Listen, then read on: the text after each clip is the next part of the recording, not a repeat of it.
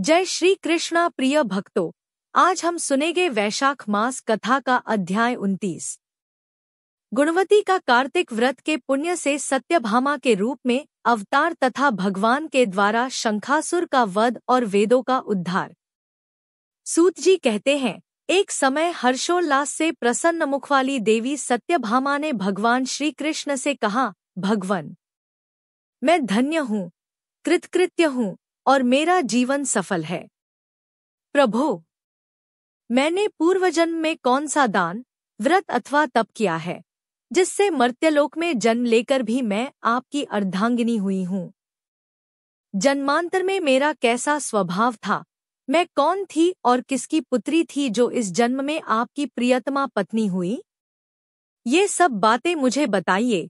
भगवान श्री कृष्ण बोले, प्रिय, सत्ययुग के अंत में हरिद्वार में एक श्रेष्ठ ब्राह्मण रहते थे, जिनका नाम देवशर्मा था। वे अत्रिकुल में उत्पन्न हुए थे और वेदांगों के पारंगत विद्वान थे। उनकी अवस्था बहुत अधिक हो चली थी, किंतु उनके कोई पुत्र नहीं हुआ। केवल एक कन्या थी, जिसका नाम गुणवती था। देवशर्मा ने चंद्र नामक अपने शिष्य को ही अपनी पुत्री ब्याह दी और उसी को पुत्र की भांति माना। चंद्र जितेंद्रिय तथा आज्ञाकारी था। वह देवशर्मा को पिता के ही समान मानकर उनकी सेवा करता था। एक दिन वे दोनों कुश लाने के लिए वन में गए। वहां यमराज के समान आकार वाले किसी विकराल राक्षस ने उन दोनों को मार डाला। वे दोनों अपने अपने पुण्य के प्रभाव से भगवान विष्णु के लोक में गए। उनके मारे जाने का समाचार सुनकर गुणवती पिता और पति के वियोग दुख से पीड़ित होकर करुण स्वर में विलाप करने लगी। उसने घर का सारा सामान बेचकर अपनी शक्ति के अनुसार उन दोनों का पालौकिक कर्म संपन्न किया। उसके बाद वह उसी नगर में निवास करने लगी। जीवित रहने पर भी गुणवती संसार के लिए मर चुकी थी। उसने होश संभालने के बाद से मृत्यु पर्यंत 2 व्रतों का विधिपूर्वक पालन किया, एक तो एकादशी का उपवास और दूसरा कार्तिक मास का भलीभांति सेवन। इस प्रकार गुणवती प्रतिवर्ष कार्तिक का व्रत किया करती थी। एक समय, जबकि वह रुग्णा थी, उसके सारे अंग दुर्बल हो गए थे और ज्वर से वह बहुत पीड़ित थी। किसी तरह धीरे धीरे चलकर गंगाजी में स्नान करने के लिए गई। ज्यों ही जल के भीतर घुसी, शीत से पीड़ित हो कांपती हुई गिर पड़ी। उस व्याकुलता की दशा में ही उसने देखा, आकाश से विमान उतर रहा है। मृत्यु के पश्चात वह दिव्य रूप से उस विमान पर बैठकर वैकुंठलोक को चली गई। कार्तिक व्रत के पुण्य से वह मेरे समीप रहने लगी। तदंतर ब्रह्मा आदि देवताओं की प्रार्थना से जब मैं इस पृथ्वी पर आया, तब मेरे साथ मेरे समस्त पार्षद भी यहाँ आए। भामिनी, ये सब यदुवंशी मेरे पार्षदगण ही हैं। पूर्वजन्म के देवशर्मा ही तुम्हारे पिता सत्राजित हुए और वे चंद्र नामक ब्राह्मण ही इस समय अक्रूर हुए हैं, तथा तुम वही कल्याणमयी गुणवती हो। कार्तिक व्रत के पुण्य से तुम मेरे लिए अधिक प्रसन्नता देने वाली बन गई।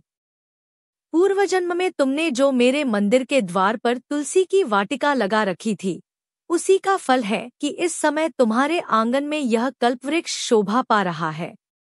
तुमने जो मृत्यु पर्यंत कार्तिक व्रत का अनुष्ठान किया है, उसके प्रभाव से तुम्हारा मुझसे कभी भी वियोग नहीं होगा।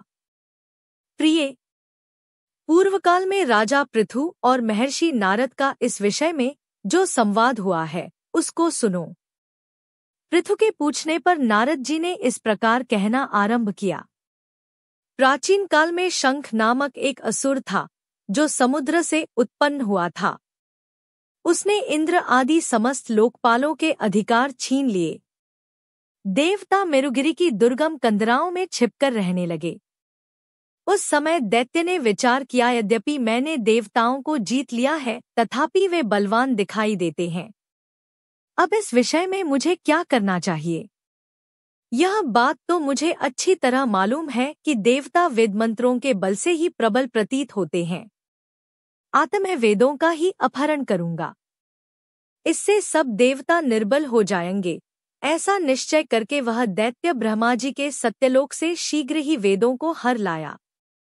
उसके द्वारा ले जाए जाते हुए वेद भय से उसके चंगुल से निकल भागे और यज्ञ, मंत्र एवं बीजों के साथ जल में समा गए। शंखासुर उन्हें ढूंढता हुआ समुद्र के भीतर घूमने लगा, किंतु उसने कहीं भी एक जगह वेद मंत्रों को नहीं देखा। इधर देवताओं ने भगवान विष्णु के पास जाकर उनकी स्तुति की। तब भगवान जगे और इस प्रकार बोले, देवताओं, मैं तुम्हारे गीत, वाद्य आदि मंगल साधनों से प्रसन्न होकर तुम्हें वर देने के लिए उद्यत हूँ। कार्तिक शुक्ल पक्ष की एकादशी को तुमने मुझे जगाया है, इसलिए यह तिथि मेरे लिए अत्यंत प्रीतिदायिनी और माननीय है। शंखासुर के द्वारा हरे गए संपूर्ण वेद जल में स्थित हैं। मैं सागर पुत्र शंख का वध करके उन वेदों को अभी लाए देता हूँ। इस कार्तिक मास में जो श्रेष्ठ मनुष्य प्रात काल स्नान करते हैं, वे सब यज्ञ के अवभृत स्नान द्वारा भलीभांति नहा लेते हैं। आज से मैं भी कार्तिक में जल के भीतर निवास करूंगा। तुम सब देवता भी मुनीश्वरों सहित मेरे साथ जल में आओ। ऐसा कहकर मछली के समान रूप धारण करके भगवान विष्णु आकाश से जल में गिरे। फिर शंखासुर को मारकर भगवान विष्णु बद्रीवन में आ गए और वहां उन्होंने संपूर्ण ऋषियों को बुलाकर इस प्रकार आदेश दिया, मुनीश्वरों, तुम जल के भीतर बिखरे हुए वेद मंत्रों की खोज करो और जितनी जल्दी हो सके उन्हें सागर के जल से बाहर निकाल लाओ। तब तक मैं देवताओं के साथ प्रयाग में ठहरता हूँ। तब उन तपोबल संपन्न महर्षियों ने यज्ञ और बीजों सहित संपूर्ण वेद मंत्रों का उद्धार किया। उनमें से जितने मंत्र जिस ऋषि ने उपलब्ध किए, वही उन मंत्रों का उस दिन से ऋषि माना जाने लगा। तदंतर सब ऋषि एकत्र होकर प्रयाग में गए।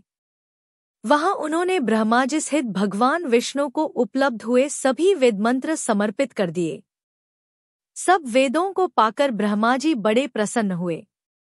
उन्होंने देवताओं और ऋषियों के साथ प्रयाग में अश्वमेध यज्ञ किया। यज्ञ समाप्त होने पर सब देवताओं ने भगवान से यह निवेदन किया। देवता बोले, देवाधिदेव जगन्नाथ, इस स्थान पर ब्रह्माजी ने खोए हुए वेदों को पुनः प्राप्त किया है और हमने भी यहाँ आपके प्रसाद से यज्ञ भाग पाए हैं। अतः यह स्थान पृथ्वी पर सबसे श्रेष्ठ, पुण्य की वृद्धि करने वाला एवं भोग और मोक्ष प्रदान करने वाला हो।